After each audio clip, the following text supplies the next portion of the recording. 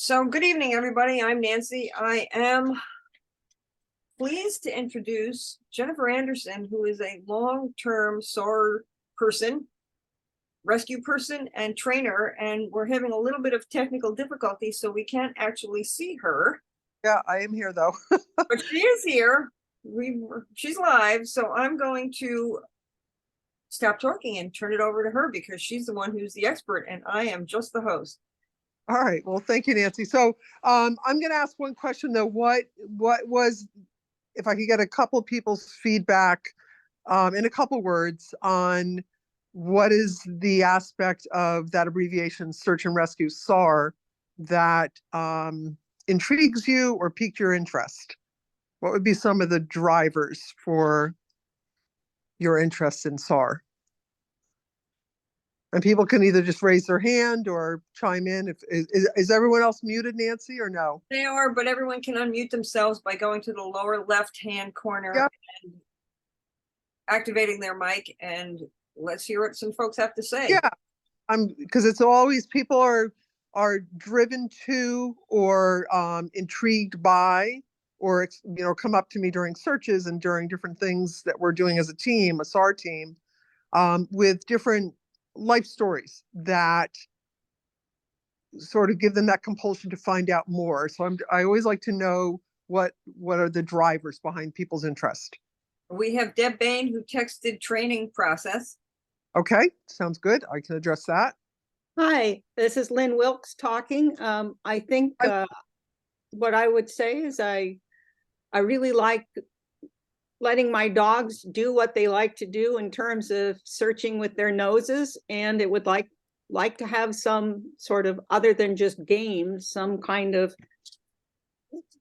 way that it would be useful.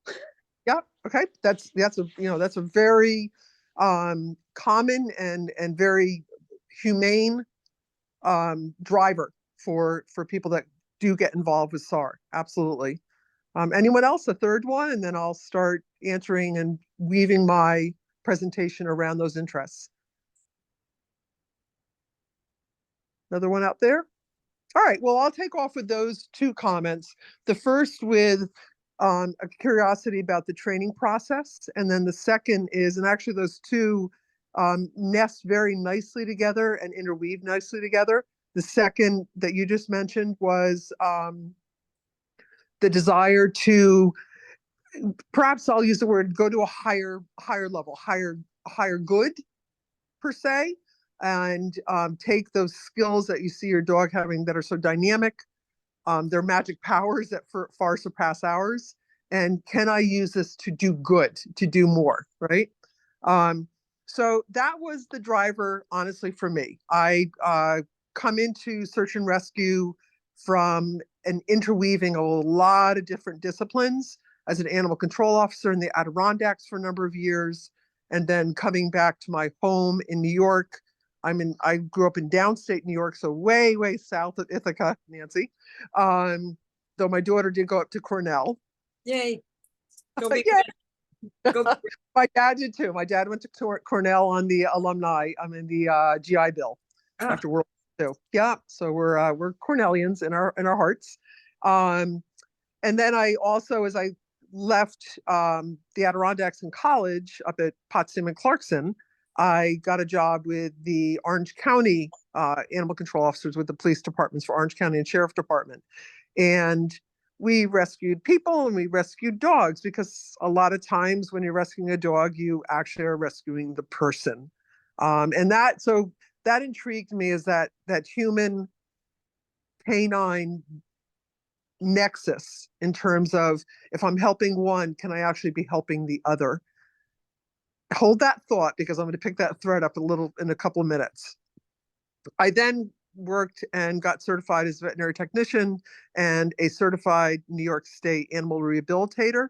That kind of hit me into my first aid and that other kind of caring, fixing things, because there was a lot of fixing involved with rehab and as a vet tech. And when I moved to Rhode Island for my master's degree, I went through my undergraduate degree, moved here, and got involved. Before I got into search and rescue per se, I got involved with the American Red Cross doing pet first aid, human first aid, wilderness first aid, and I started doing wilderness first aid trainings for SAR teams. And that really intrigued me. I said, okay, here is where I see all these different concepts and all these different disciplines that seem to be revolving around each other and almost like Venn diagrams, constantly getting these little overlaps where I'm doing one thing, but it feeds another. And that's always been my mantra in life. If I'm doing something, I want to see it interfeed into another skill set or another capability. And with the Red Cross, I actually deployed during Katrina on the human side. I was a shelter manager and a triage manager for folks that were getting flown in as they got picked off of rooftops down in Baton Rouge, Nolo, New Orleans, and San Gabriel. Those people, ironically, as they were coming up, came up with a lot of animals hidden in fur coats, hidden in bags. So again, I kept seeing this nexus of the animals and the people. Fast forward about 4 more years, I became the president of what's called the RIDART. It's part of the National DART program, Disaster Animal Response Teams. The purpose behind DART was a result of Hurricane Andrew, when entire communities, particularly elderly communities in Florida, would not and did not evacuate because they would not and could not leave their animals behind. Again, this incredible nexus. Now we have people going in to rescue, using rescue dogs to rescue people that wouldn't leave because of their dogs. And that hit me like a brick. Like, here is the interplay to be able to rescue the rescuers and vice versa. So I was on a SAR team while I was on the Adirondack ACO team. I was assigned various dogs. I had a shepherd I was assigned. I had a Rottweiler I was assigned. I worked with a smooth coat collie. These are all dogs that had come through the system, and they assigned them to me.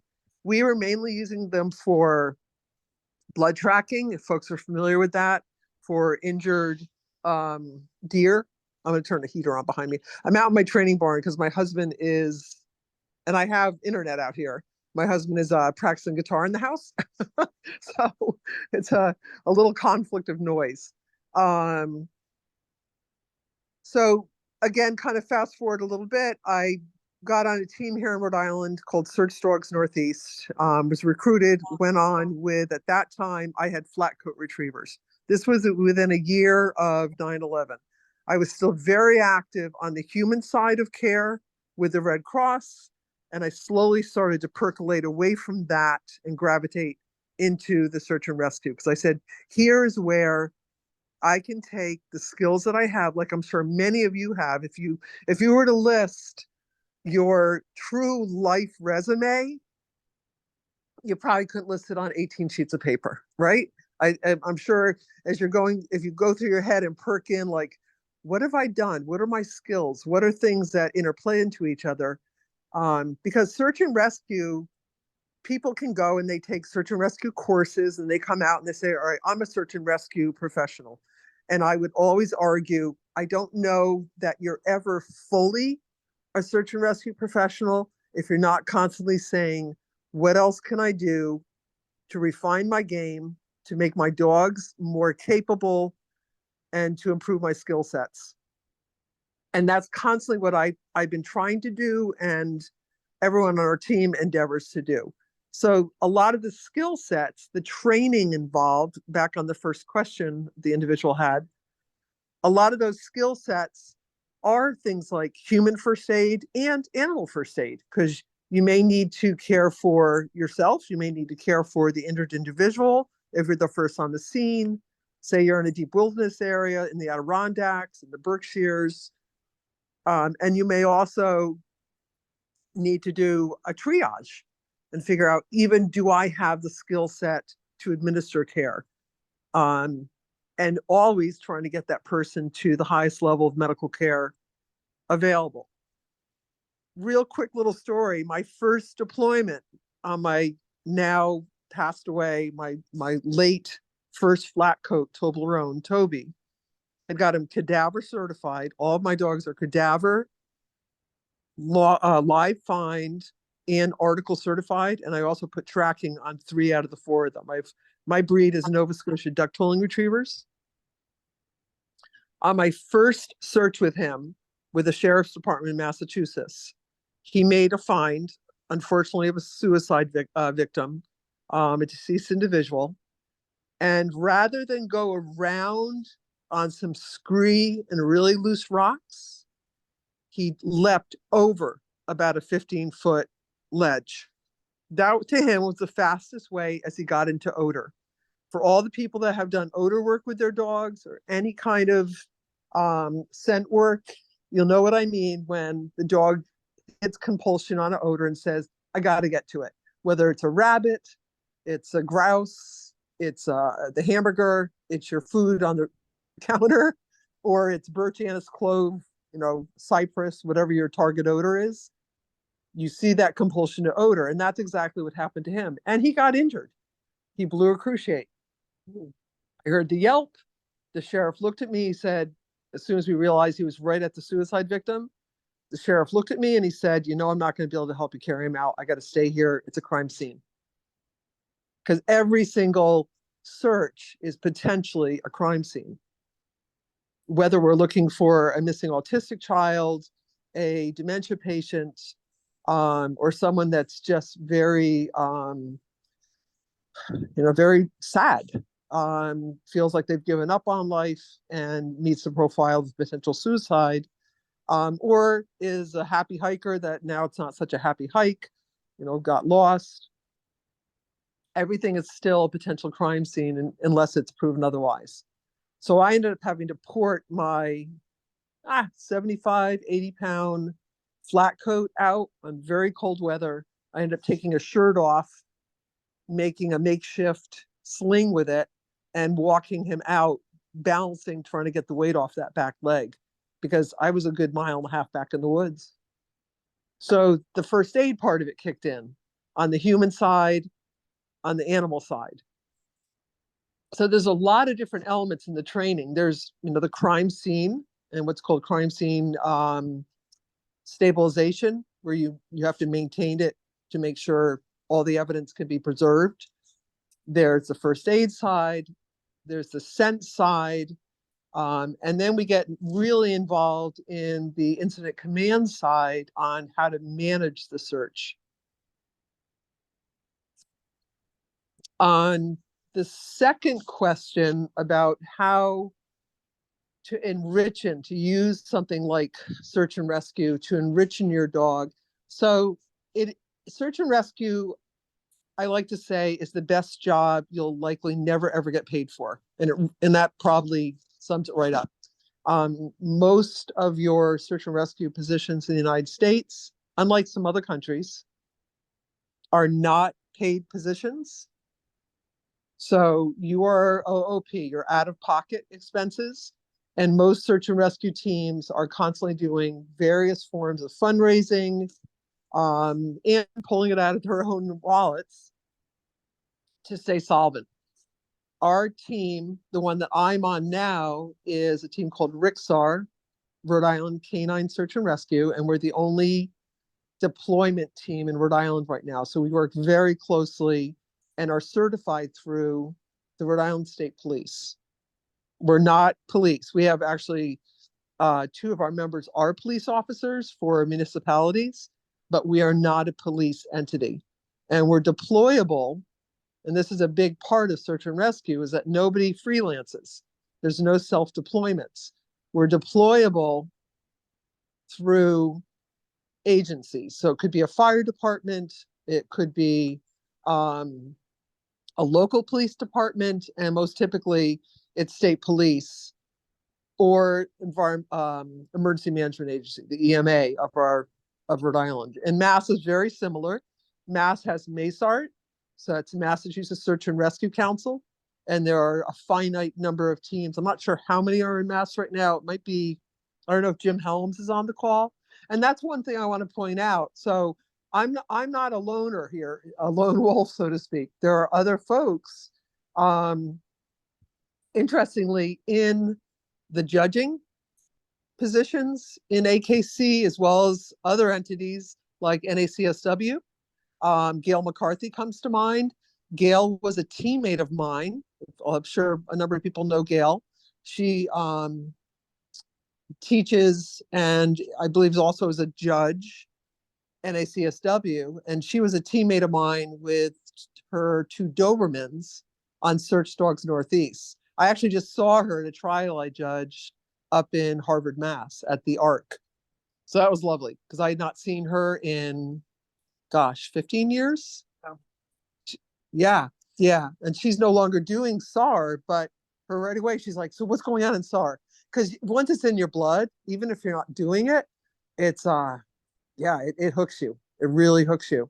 And it is honestly the funnest job you'll ever do, with caveats. Because you always know that you may be going out for a live find search and the ending may not be the happy ending that everyone desired or was hoping for. So there's that emotional part. So we do emotional counseling as well to make sure we watch out for each other, just like police do, just like fire departments do, because some of the stuff gets pretty heavy. A search that we had in December, my boy Finn, I wish I had my camera up because I could show him. He's lying here waiting for me to put, I'm actually going to work them when we're done with this call on some stuff in my barn tonight. But my boy Finn did a find, because he's also a water cadaver, on one side of a lake that was about a quarter mile wide, and literally went in the water and started swimming out to an island between me and the other shore. And he basically, if you're thinking about scent work, he created this triangulation of odor. He got it off a point at the southern end of the lake. He got it off a point on the western part of the lake.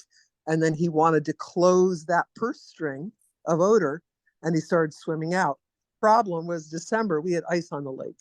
So I had to recall him in, and then I radioed that back. They flew a drone over, didn't see the victim. So they sent me out in a Zodiac boat with one of the fire department scuba rescue divers.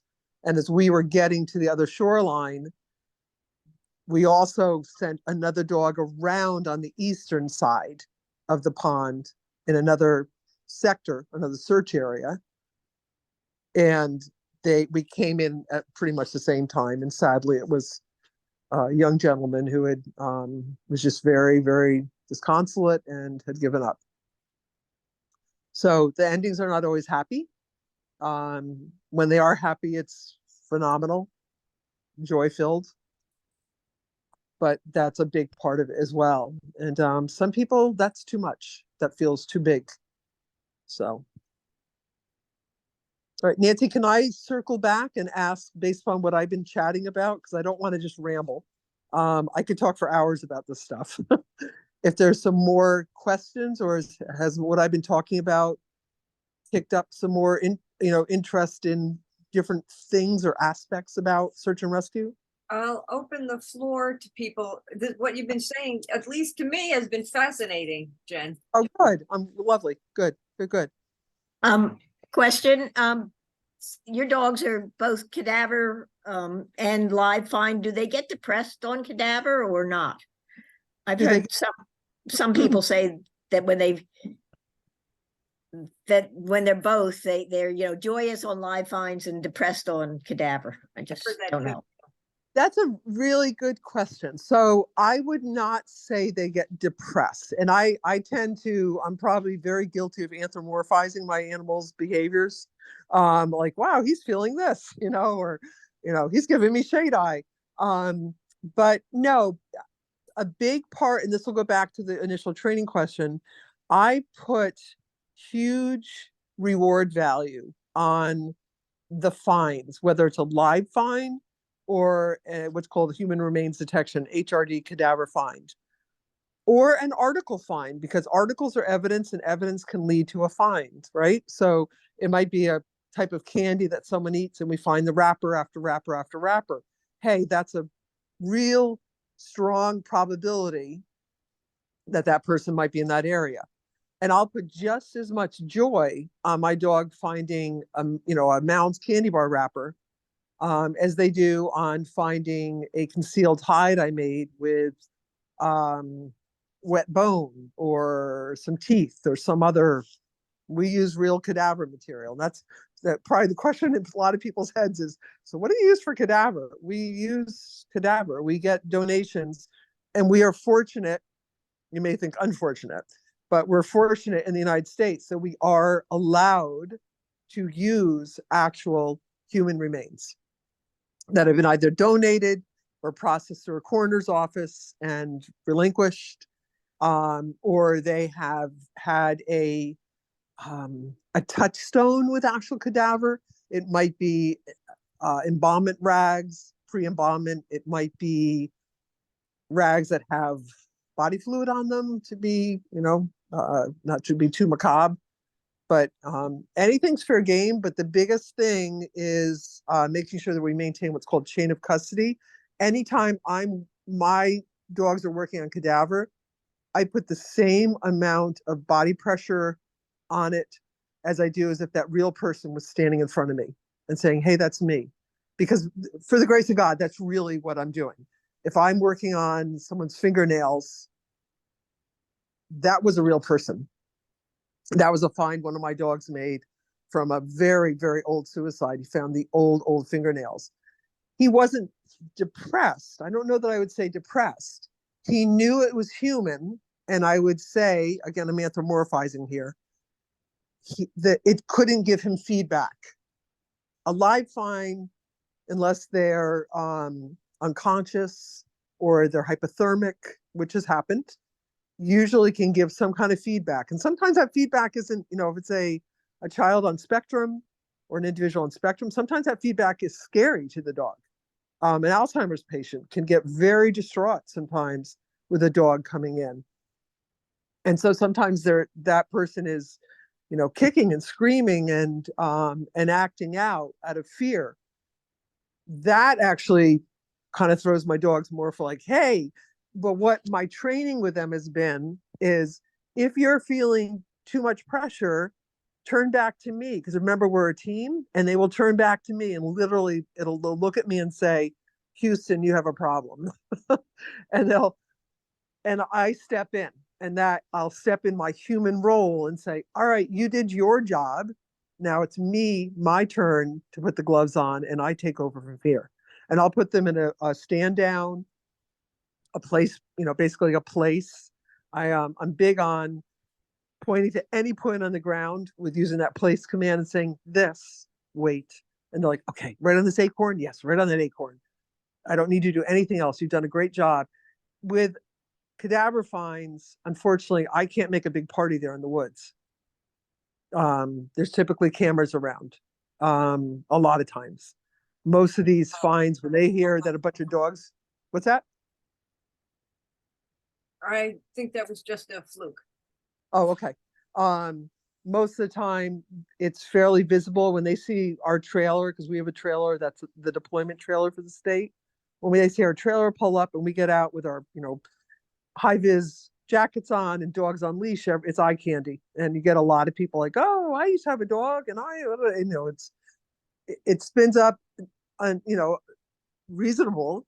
It spins up a lot of interest, and you start getting a lot more feet on the street than are really desirable. So I have to be really subtle. I'll be like, that was great. Thank you so much. That was good. And I use the word thank you a lot because my dogs know it's my punch word. Like tonight when I work them, it's okay, Finn, settle. He just heard all these words. He's in here. He heard the THANKYOU a bunch of times. He's like, what did I do? I use that a lot. So it has a lot of portent and weight behind it.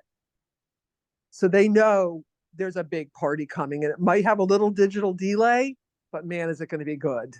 It might be tugging for 20 minutes. It might be ball throw for 20 minutes.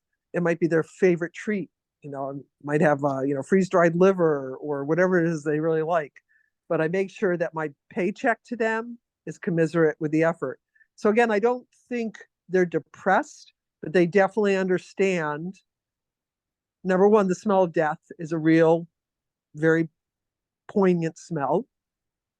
They understand that if it's a whole person, that person can't interact with them. And sometimes it looks like they should be able to. We had a find of an elderly woman and she looked like she was asleep. And my dog went in and nuzzled her. And then I said, that's good. As you were, that'll do. Thank you. And I said, back up. And he backed up. And then the police took over. My job's done. So we basically like to go in like stealth, even though we have bright coats, go in like stealth and exit like stealth. And then quite often the state police will be like, the state police canine made a fine. That's fine. This is not a kudo job. This is not, we're not looking for pats on the back. If they want to throw some fun money, to help pay for gas in the trailer, we'll definitely take it. But we really try to stay unlinked, I should, for lack of another word, so that we don't have any, they're getting paid by them. They put more effort into that search than someone else. So we try to keep everything very level with everyone. So does that make sense? Sure does. Yeah. Okay. Again, I could be absolutely wrong, but I'm on in Rhode Island on my, let's see, 1, 2, 3, 4, 5, 7, 7th or 8th SAR dog. And I've been really blessed in that my oldest one right now, Ryder, is 12 and he just recertified, he'll be 12. He just recertified in April live fine on a 40-acre, pretty tough sector. My youngest Bellamy is 3. She'll be recertifying this winter because she took time off to be a mama. And then my rock boy, there's always the dog that's like, if they say we need a dog that's 100% dependable, well, no dog's 100% dependable. We need a dog that has, the term we use is probability of detection, POD. So if for folks that do scent work on here or any kind of tracking nose work, probability of detection is also an equation that is very relevant for the sports, because probability of detection takes in, how am I feeling today? How is my dog feeling? What's their ambulation? Are they in good shape? Can they do the job today? What's the weather like? What's the wind like? Am I well enough fueled? Is my dog well enough fueled? And do I have a clear idea of what the parameters are that I'm searching? Are they telling me to search a 2,000 square foot area? Or are they asking me to search 160 acres of wilderness? And then there's a calculation. There's actually a number of different algorithms, and you figure out what your POD is. I don't like to ever offer 100% because that's not real world.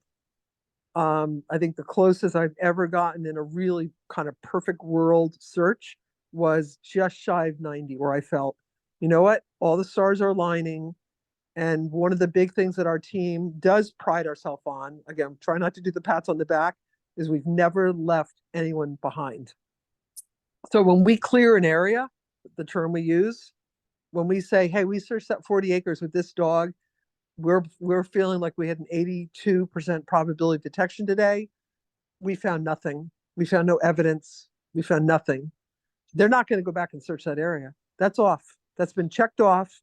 And maybe the next person in there will be in 5 years, someone hunting or a hiker or someone on an ATV. So the worst nightmare of a search is leaving someone behind. It happens. It happens because it's not a perfect world. So any other questions? So people are asking about the actual training process. Can you talk a little bit about that? And I'd like to tack on to that once you have that, once you feel like you've covered that. You mentioned certification. I'd like to know a little bit more about the certification process. Sure thing. Yeah. Okay. So training process.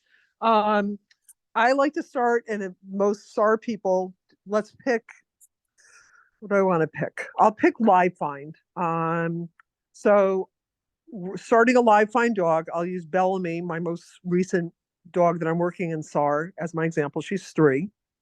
So I picked the puppy based on scent proclivity. I had the luxury of going and evaluating 5 different tollers from 3 different litters and bought cadaver material up. But I also, because I wanted to see scent proclivity, I opted not. Most general litters, I bring birch anise clove, and I look for my scent proclivity that way. And I did that with Bellamy's litter.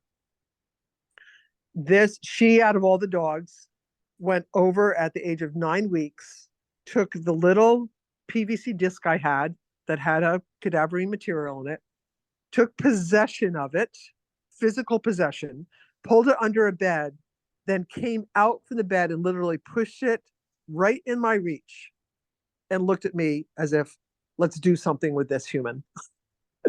Oh. Yeah. So, and then, so the first thing is picking the right dog. And you'll hear people say, oh, I washed this dog and I washed that dog.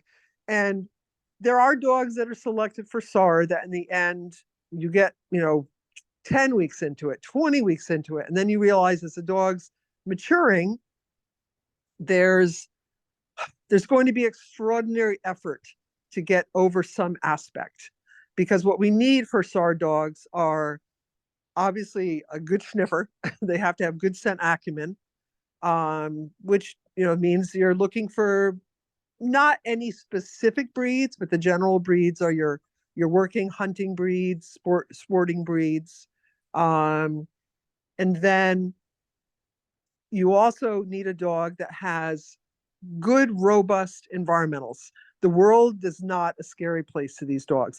You don't want them so non-environmentally cognizant that they're foolish, because I need some self-preservation, because I'm going to be asking my dogs, and I do ask my dogs, to go into, under, through places that are scary, that most people would be like, I'm not going to have my dog go in there. I'm not having my dog go down that embankment. No way. I can't risk it. And that takes you off the table. We've lost an asset. If the person's not going down there and the dog's not going down there, and the only way to get there is physically, can't run a drone up it or down it, then that's an area it's not going to be searched, and that's not acceptable. So there's that environmental part. We need a dog that's athletic. So a dog that doesn't have to be, I use the Belgian Malinois as my classic example. It doesn't have to walk on a ceiling, but I sure as heck want it to want to get there.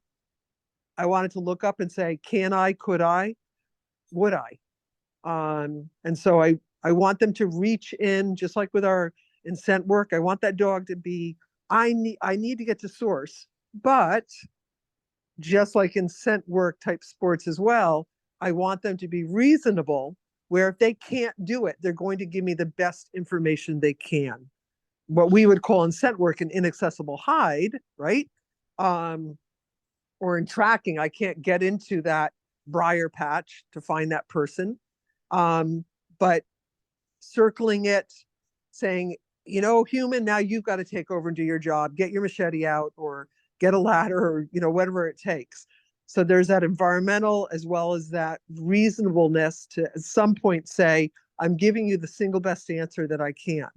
And that agility part is really important. I need a dog that is fit. So dogs, just like humans, go through cycles in their life, and sometimes they're more fit. They might get an injury.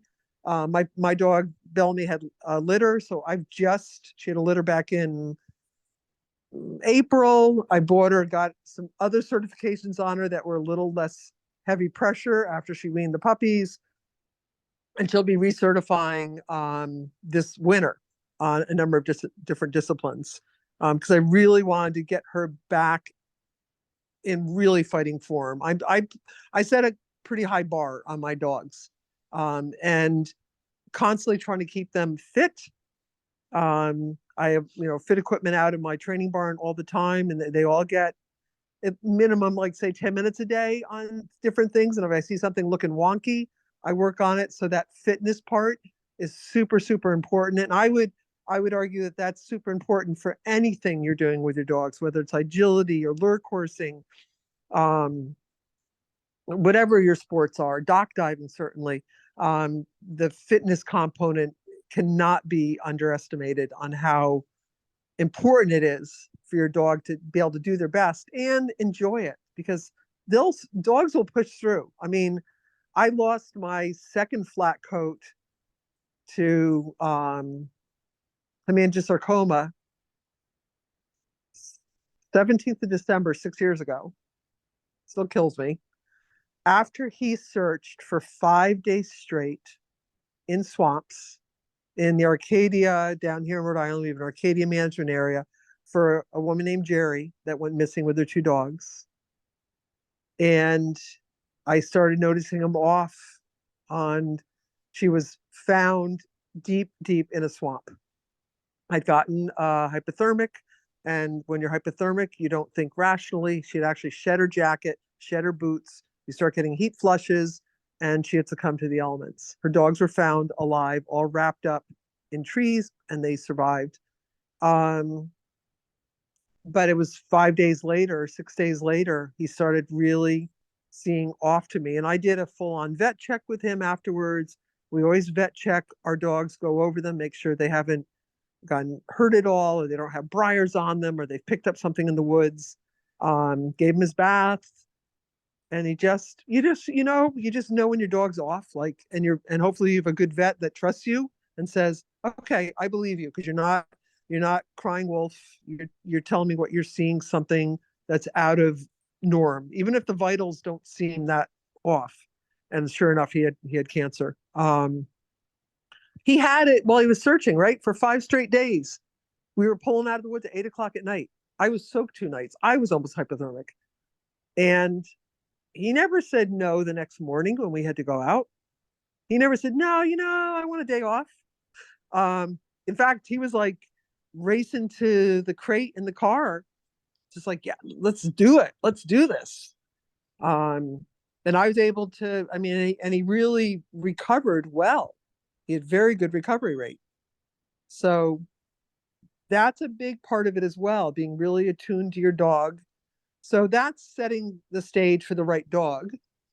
And then the training starts super early, and it's a kind of a choreography of kind of light obedience. Obedience certainly doesn't tamp down a dog, but I spend a lot of time getting a compulsion to want to engage with me.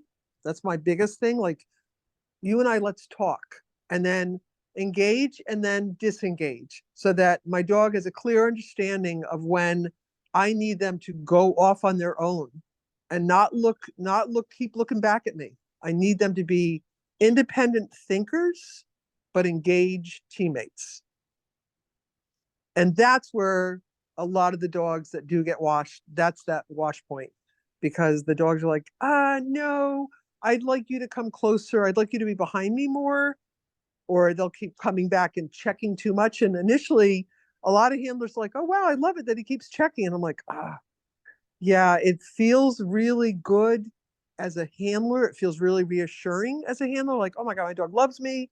He wants to keep telling me, but I actually need him or her to work forward and be an independent thinker. And then for something like Live Find, we started super fun games. This is all game based, because, if it's not fun, these dogs don't want to do it. They'll do it, but it's much more fulfilling for them and successful if they do it in a really fun, joy-filled state. So we do runaway games, and we'll have someone hide in a fun area, and we'll have people hide in, I get my dogs running through tunnels, and then I have people hide in tunnels.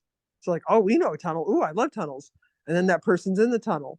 And then you have to, depending upon the team you're on, you make a decision on what you're going to be using for your indication. We start fairly early trying to shape a behavior that is recognizable, not just the scent behavior, watching body language when your dog goes into odor, but how are they going to inform you?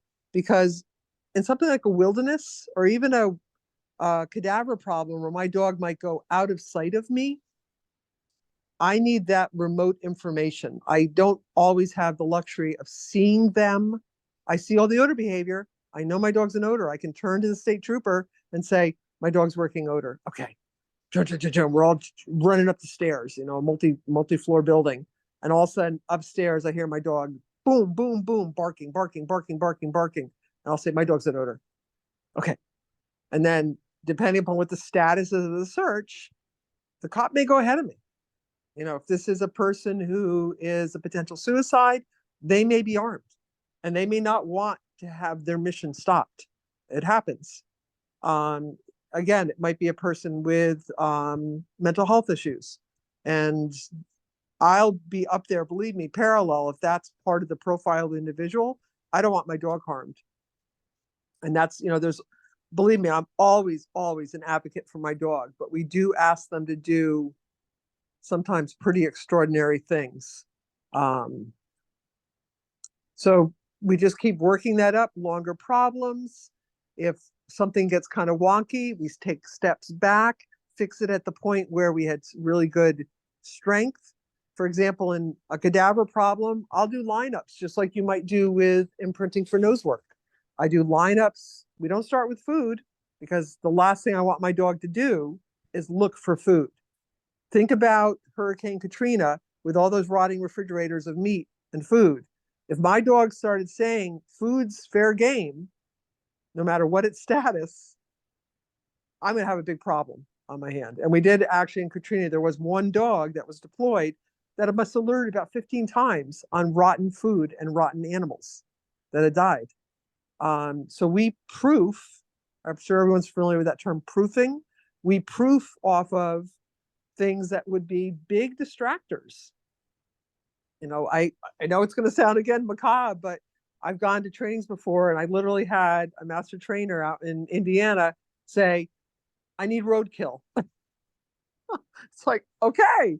And I literally found a dead squirrel, put it in a plastic bag and brought it along. He needed that along a trail so that he knew the dogs were not going to give him erroneous information. They were going to stay to plan. They read the memo. They're going in only for a person. I've only been asked to do that once, I swear. So I don't think I would have picked up anything bigger. But yeah, but we'll work lineups. We all use all different kinds of devices for behavior shaping, what we call BSDs, behavior shaping devices. So it might be PVC tubes, like the snorkel shaped tubes. It might be the little magnets that people that do scent work, you know, it might be for a smaller source, a drop of blood on a gauze pad or a drop of blood in a cotton ball. That's fair game to me. Stick that underneath the car. I'll be asked to do a lineup of 50 cars where they think one of those cars hit someone in a hit and run homicide. And we'll put that one drop of blood, and that's sometimes all it takes to nail that car. You know, underneath usually the front end, underneath the tire wheel well, underneath the license plate, or underneath like the radiator pan. So it's similar to what any other odor work that you might do. The stakes are just different. That's an understatement. Yeah, yeah. So what about the certification process? Okay, so certification process, there are a number of different entities that do certify. Rhode Island State Police is our certifying authority. So we test every year with them, usually late winter, early spring, because they, in lieu of them, because they think they have two or three cadaver and tracking dogs right now. In lieu of them, if we have a big search, Finn, settle. He knows I'm going to be working odor, so he's getting impatient. And that's honestly, as a little sidebar, big thing is having your dogs. I mean, they might be up in their kennel for 5 hours, and before we're called out. I've gone to searches and the person's been found, and we turn around and all right, go home. I'll get home and I'll do a real quick problem in my barn because I'm like, thank you guys, I woke you up. So that's just a little sidebar on that, but keeping them juiced. But the certifications, I am a certified instructor through an organization called International Police Working Dog, IPDWADA. There's a very similar organization called NAPDWADA that a number of the Mass folks that are certified, I believe Jim Helms is also on a SAR team, state of Massachusetts, another AKC judge. And there are probably others that I'm not aware of, so I don't mean to leave them out. In Maine, Maine has its own certifying authority, but they also do IPTWATA. So I'm one of the instructors up there for the past 3 years. They do an annual conference. NAPTWATA is North American Police Working Dog. There's National Search Dog Alliance, NSDA. There's SARDA, Search Dog Alliance of Southern US. There's a number of different organizations. Some of them are more local, national, and then ones like IPTWATA, even NAPTWATA, NSDA are international. And then if you go around the world, you'll find the Norwegian Search Dogs Alliance, the Swedish Search Dogs Alliance. I try to train with other organizations. I'm affiliated with a sister organization in Canada called Sauvetage Rescue. I've trained with them, actually with my flat coats. I got my certifications up there on the St. Lawrence Seaway.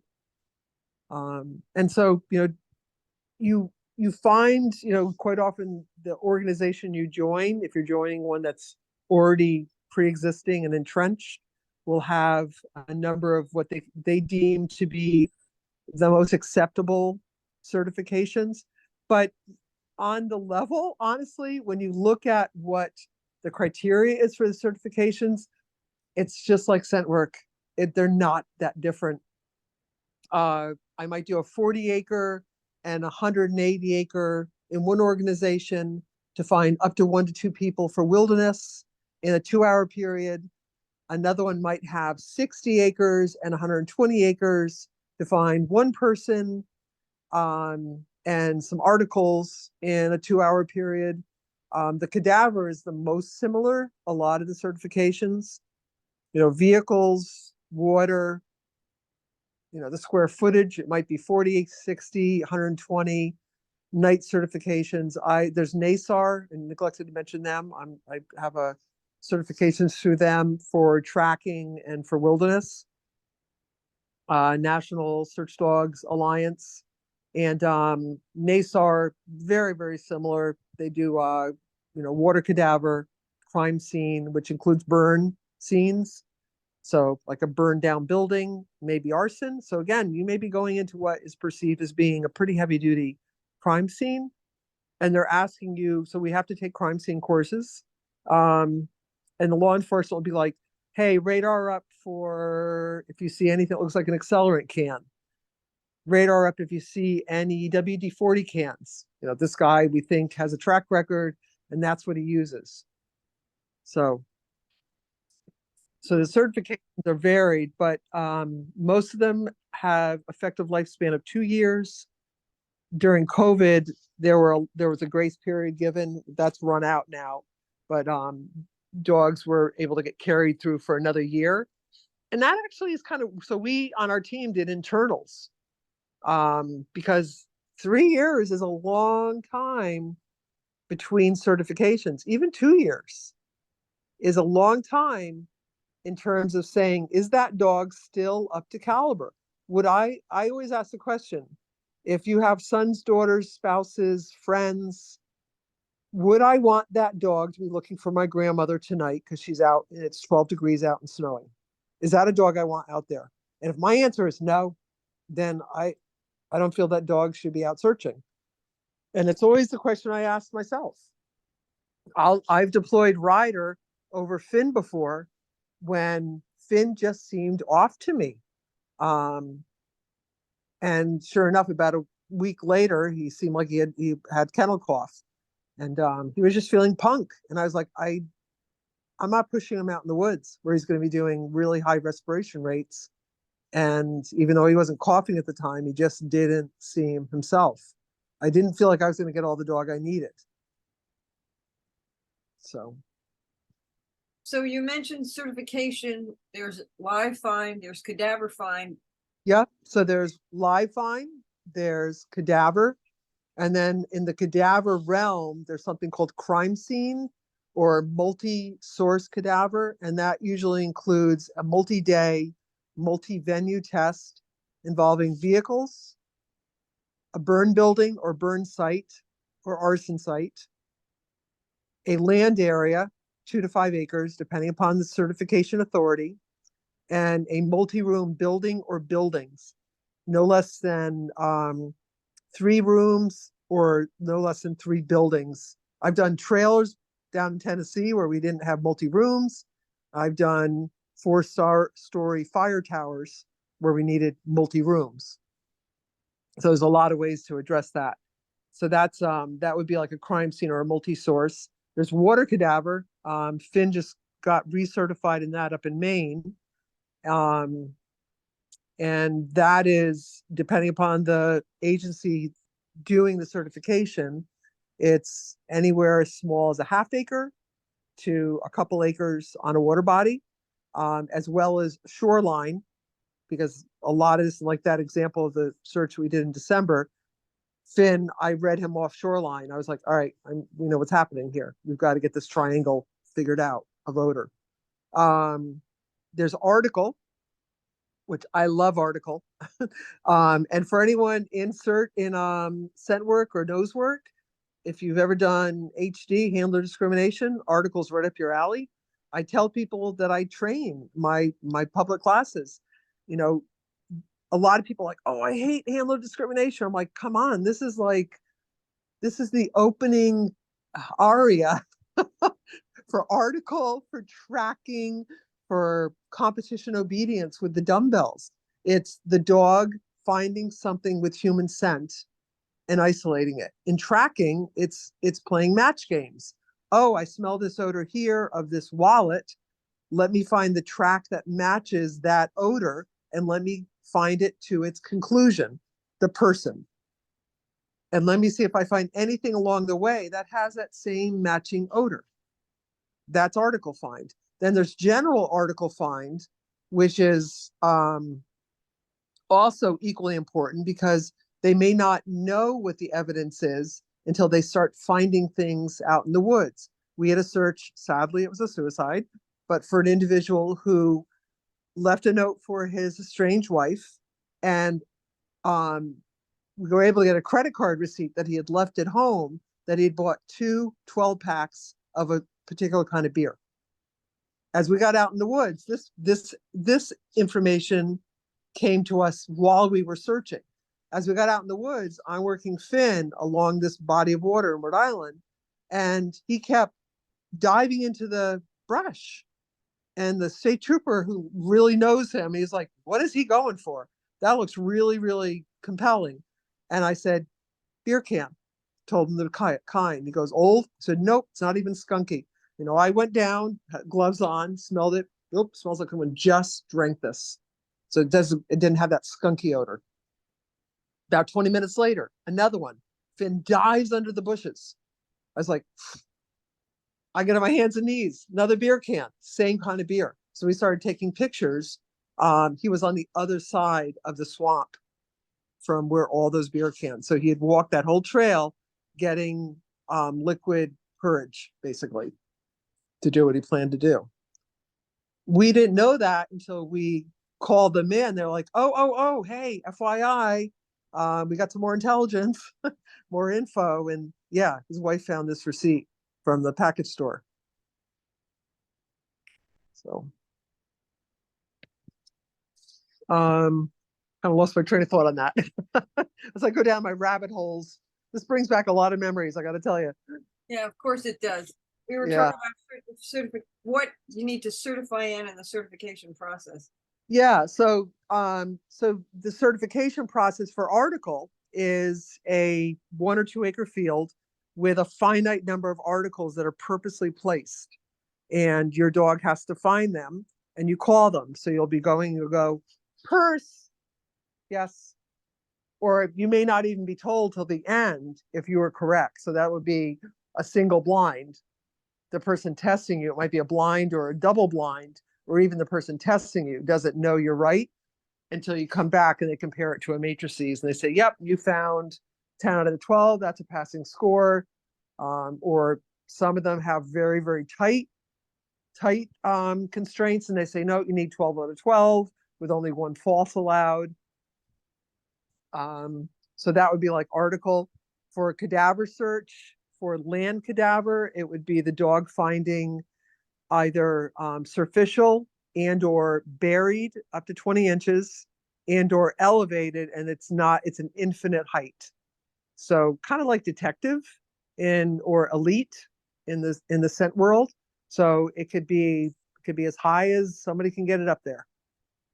The source. And your dog has to there's no wiggle room on those. You cannot make a wrong call to pass. And you may have an hour, you may have 15 minutes. It depends upon the certifying authority. Again, for the water cadaver, it's a finite area on a pond, and there'll be decoys put out. There might be a bunch of buoys that lead to nowhere. They might put floating ducks out to throw your dog off, especially if you have a duck tolling retriever. That's always interesting. For the live find, it'll be 1 to 2 people for the basic tests, placed out in anywhere from a 40, 60, 120, or 240 out west. Think about scale. Here, 40 or a 120-acre search is a pretty good sized search for one dog team to cover, because you're doing this on foot. Out west, I went out to Zion National Park with my husband and popped in. I'd made contact with the Zion search and rescue team, and they're like, "Hey, you can go out with us if you want." I'm like, "Cool."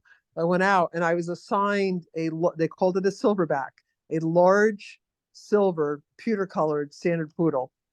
That dog was just had water. I was kind of in the way practically. This dog was amazing. And this dog can cover amazing ground.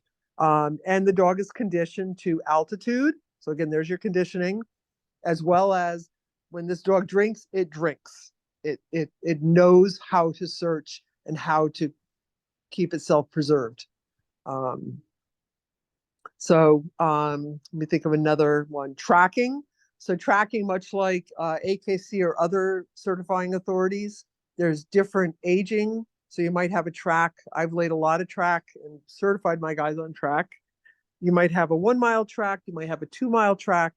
You might have a 2.5 mile track that's aged for 12 or 24 hours. That's usually the maximum time for aging. But the way you train to that quite often is I want to make sure my dog has the wherewithal to manage a longer track than that in terms of aging. So I'll have someone lay a track and go out after 36 hours. And we'll just use a tracking app on your phone and make sure that my track line with my dog is proximate within some skew rate, maybe 2 degrees of deviation with the actual track that was laid by the individual. Usually those tracks involve multiple turns as well as water crossings. You haven't laid a fun track in Indiana until you've been asked to lay one at night where there's no moon. Please do 4 water crossings, and one of them was a drainage ditch that I didn't see. So I ended up really soggy. But everyone was saying that was a great track. I'm like, thank you. Yeah, I gave it the college try. And then the next morning, because that was a live track, not for an article like AKC, but that was a track where the dog had to come to conclusion on a person.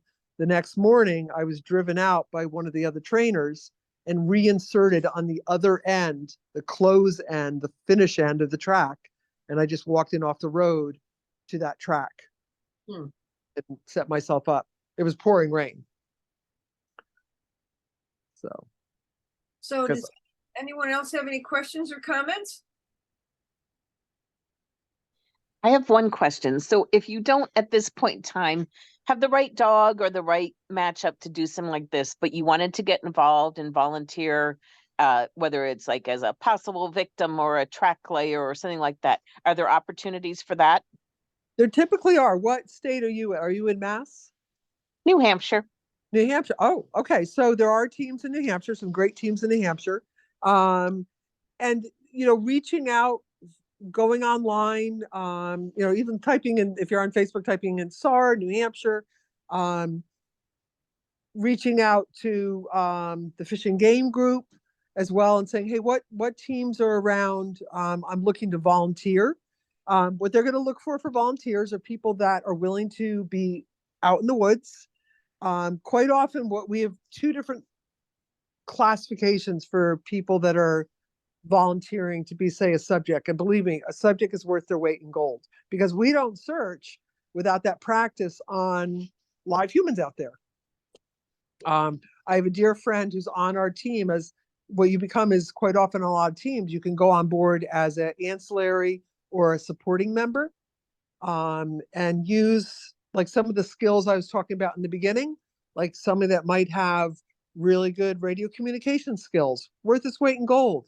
Somebody that knows how to set up a website, somebody that is willing to hang out in the woods, really bundled up for 4 hours and let dogs come in and either bark at them, a bark alert, which is what my dogs do, or the dog might come in, kind of almost tag you. You'll see them make eye contact with you and then they leave, and that's called a refind. And then you have to wait for them to get back to the handler. The handler reads their body language, or they might tap something called a bring sal, like a tab on the person's clothing, to say, hey, I found someone. Or they might bounce off the person, the handler, and then they bring that handler back in to the person. And so you can be out in the woods. I'm trying to think. Beth hid for us this weekend. She was out there from 8:15 till just shy of 1:20. Yeah. So I was kind because it was very rainy and very cold on Sunday, and I wanted to do inaccessible hides. And we were able to use a local fairgrounds that had a ton of vehicles. So I found a very cozy bus for her that had all tinted windows. And she holed up in there and actually wrote letters and knit. So it's not always miserable out in nature, but I will admit, and I'm not a bad mother, I swear, when my children were young and I onboarded to the Search Dogs Northeast, my daughters were very young. They were subjects. I'd put a pop-up tent out there. They'd get all, bundled up. They had a radio, so I do radio checks on them. They learned how to do radio manifestations really, really early.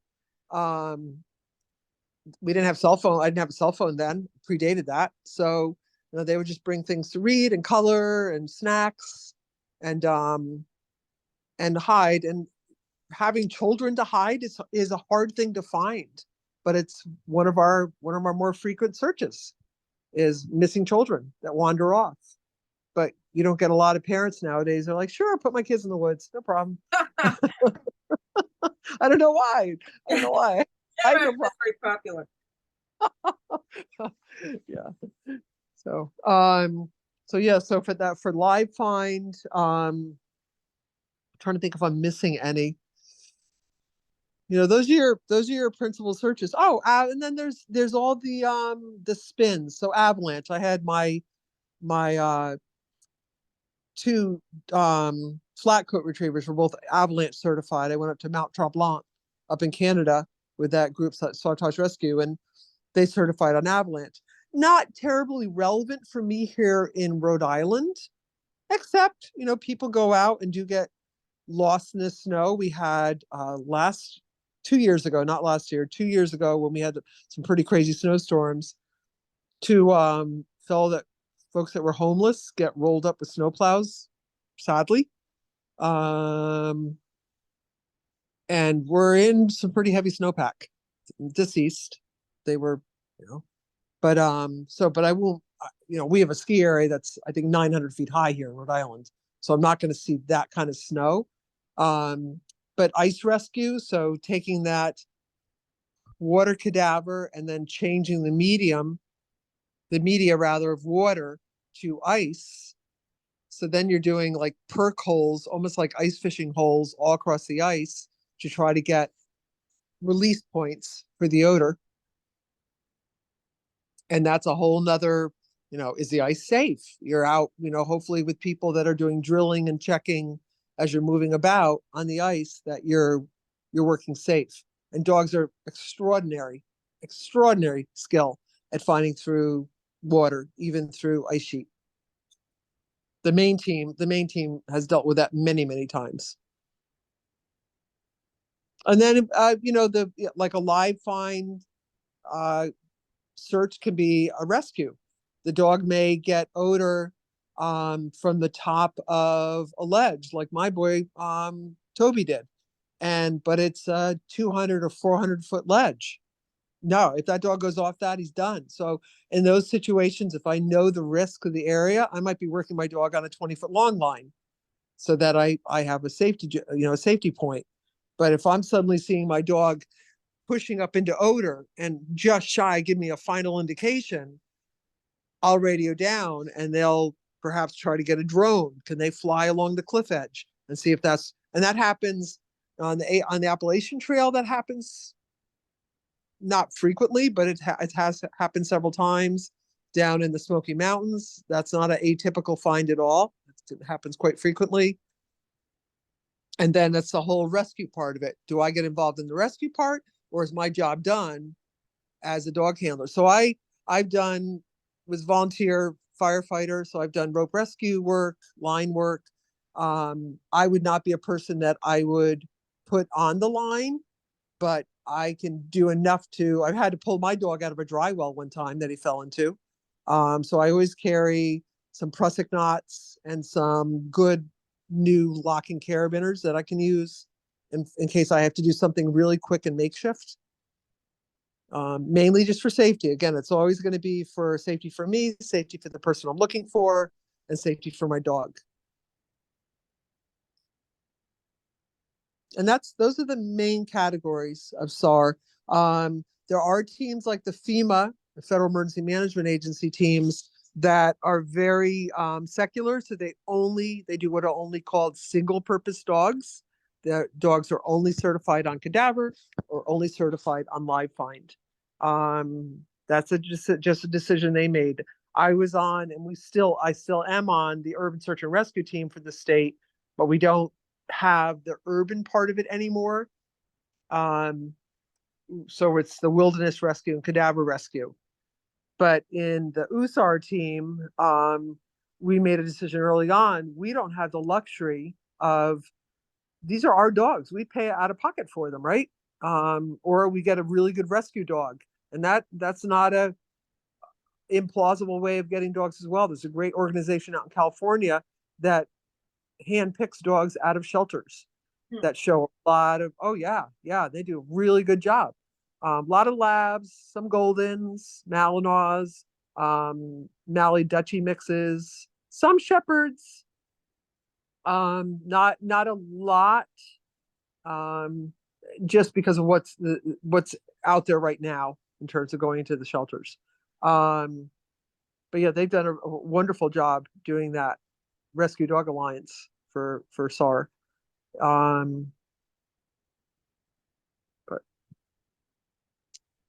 So any other questions? Did that answer clearly enough, Nance? I believe so. Let's see if anyone else wants to chime in. Give people a minute or two. Yeah. Collect their thoughts. Yeah. So, the biggest thing is if it's something that really interests and intrigues you, I'm going to be totally honest. When we do recruitment about only 3 or 4 years. And part of it and it's not to limit ourselves, because, we've had searches before, because we are like, I retired from my corporate job and went full-time into canine training and environmental health and safety training.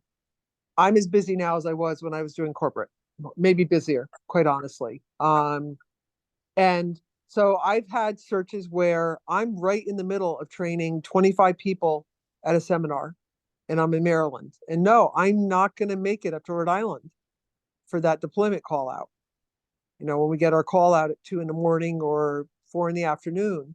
So I've automatically, with my dogs, taken 3 dogs off the docket if I can't deploy. So quite often I have 2 people on the team that can deploy with my dogs. So that's a little different as well. Not every team does that, but more and more people are doing it so that you get some plurality in your deployment ability. And those people go through the test as well. I test with my dog, and then they also test with my dog. And to make sure that they can read my dog will give them the same clean indication it's not going to be apples to apples, but it might, not all dogs are amenable to doing that. Some dogs are like, nope, only going to work for mom or dad, and that's fine. It's being very pragmatic and honest with yourself and saying, does my dog have the ability to do this or not? Tollers love their people, but also just want to work. So like, sure, if you clocked in, I'll go with you. So that's a big thing, but knowing what your skill sets are, and again, if everyone on the call were to list what your skills are, I think you'd be blown away by the number of things that you have skill at, and that feed.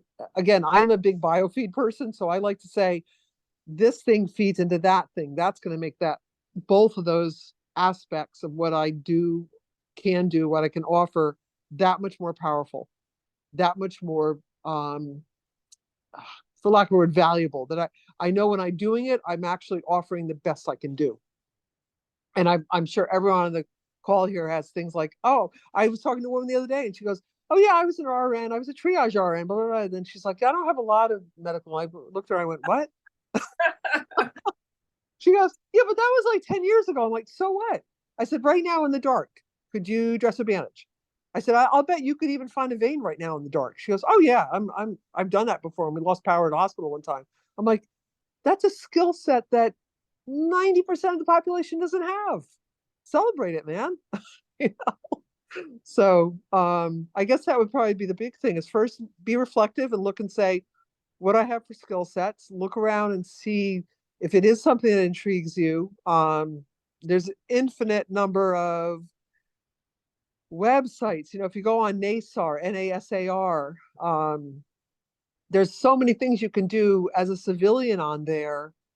A lot of these these groups require you to already have a team affiliation, because they are looking to steer away from the lone wolves, the people that go out like, hey, look at me, I'm a great searcher and saver of the world kind of thing. They don't want that. That takes away from the mission. But NASAR is very good at doing SARTech 1, SARTech 2, and you start taking these classes and it'll let you know, hey, is this something I'm really rocks me enough to do? Am I cut out for it? Or is it something I don't feel like I'm gonna persevere at, and it doesn't give me enough fulfillment. And you just, when you ask that question, because believe me, I ebb and flow. I go through periods where I'm wicked tired from work and I'm like, oh my gosh, 3 dogs, what am I doing? My 4th boy, I'm not working in SAR. I made a conscious decision. He and actually my youngest female are on the with USDA on a grant research project for spotted lanternflies. So Bellamy's already become certified, and I'm certifying my younger boy on invasive species and USDA endangered species. That's something So, I'm definitely interested in, because I live you in have, the wine country, right? yeah, Upstate that's it. New York. Yeah. And I'm kind of surprised that hasn't made its way here. I mean, Well, I put in, and I haven't heard. Oh, okay. All right. Who did you put in with, Nance? Or you can talk to me offline on that. Yeah, we'll talk about that offline. Yeah, please do. Um, Yeah, absolutely. yeah, and that's something we do, it is needed. I'm the Northeast rep, but I just have people from Mass and Rhode Island. There was a small group that the contact with USDA was doing in New York, on Long Island, because it's a big problem out there with their vineyards. Coming here. And I'm not sure how much it's taken off out there, but I know they are deluged with SLFs, with spotted lanternfly, like covering houses. Yeah, it's coming here. I thought Yeah. I saw someone unmute themselves with a question, but whoever it was muted themselves again. Were there any other questions? Yeah, if anyone has a question, I'm sorry. We're going down a rabbit hole and I don't want to do that. So I'll go back to SAR. Anyone have any other types of questions or? Yeah, we have Lynn. What was your Oh, question? I guess I'll ask a question. Is there a age where you would say dogs need to be started training by the time they're 3, or Yeah. That's an excellent question. In fact, I'm sorry I overlooked that one.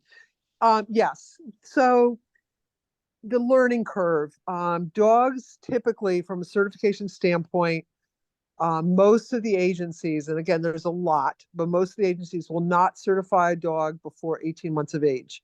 And they're looking, in that case, the rationale is sexual and physiological maturity. So that all the parts move the right way, the muscle development is there. We all know the reality that 18 months dogs' brains are not necessarily in total bespoke mode, but that the dog in front of you is reliable, and you're also not going to cause injuries, premature injuries on the dog because of musculature development. So that's 18 months that but you've been training. So in that 18 months, there's a lot of bedded training going in before you get to that certification day, right? The youngest I have tested a dog is the day after its 18th month birthday. That's Bellamy. I picked her because she had everything that I wanted. She was a really good candidate for me. She rose to the challenge through all my training profiling and paradigm, basically.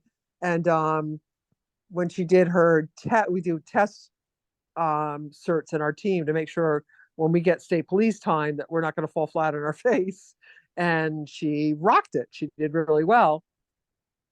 Then we had a search 3 weeks afterwards, the certifications, and I opted not to deploy her. And everyone's like, oh, but she's certified. Get her out there. I'm like, nope. She passed the test one day, right? She passed the state test. She passed it, but she rocked our in-house test. But for whatever reason, I didn't see everything I wanted to see that day from her. I was like, I want to put I had a couple little areas I needed to tweak.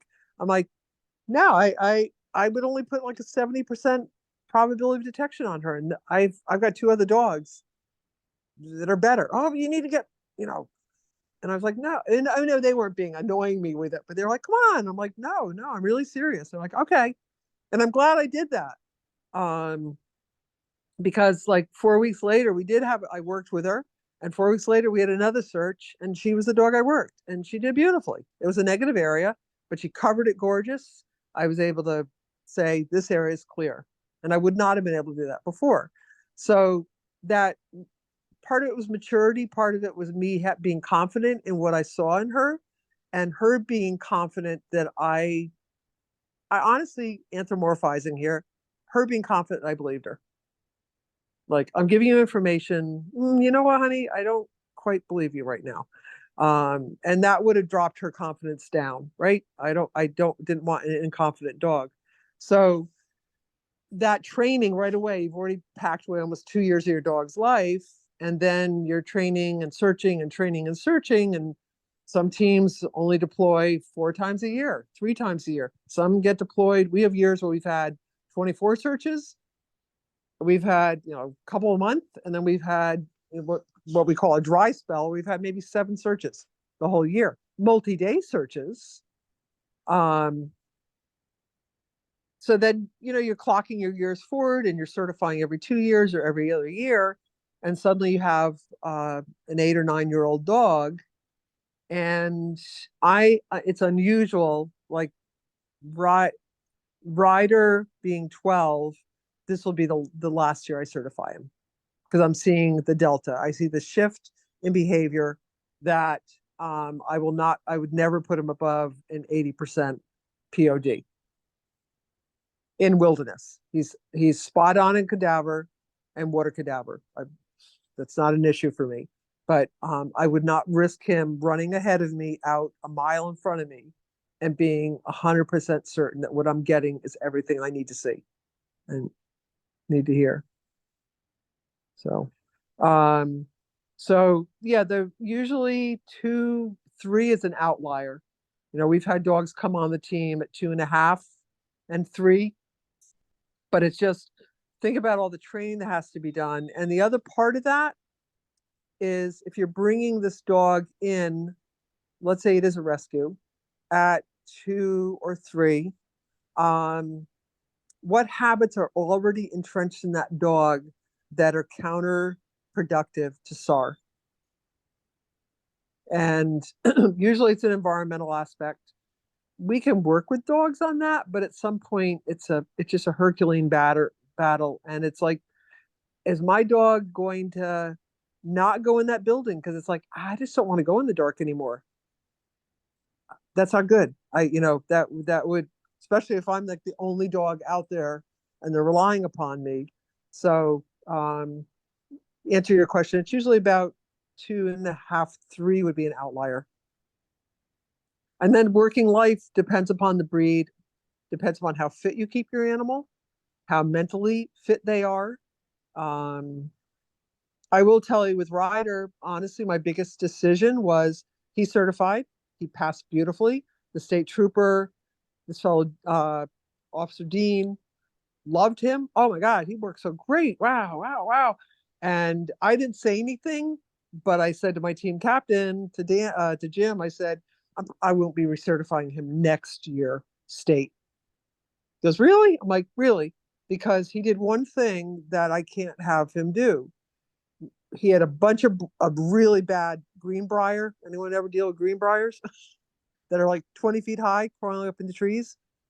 In the past, 2 years ago or a year ago, he would have bulldozed through those to get to the subject because he was right in line with the subject odor cone. He looked back at me and I was like, oh boy, he's making a decision and it's not a good one. It's good for him, but it's not good if that was actually an Alzheimer's patient stuck in the greenbriers, because he went out to the road edge, boxed it, came in, and it probably took him another 25 minutes to come into, and he couldn't come in as close as he would have. Gave a beautiful bark alert. Bam, bam, bam. My dog's at I heard him shake off. He always does a shake off right as he comes into live find subject. Did a shake off and then did this gorgeous sustained bark alert. My dog's at live find subject. Oh, you're right. Reward your dog. And then I can. And I had a dog party. He goes, oh, that was awesome. But that, and I knew it was coming. We all know it's coming as our dogs get older, right? Just as like when we get older, like, I don't want to run that marathon, or I don't want to do that big thing now.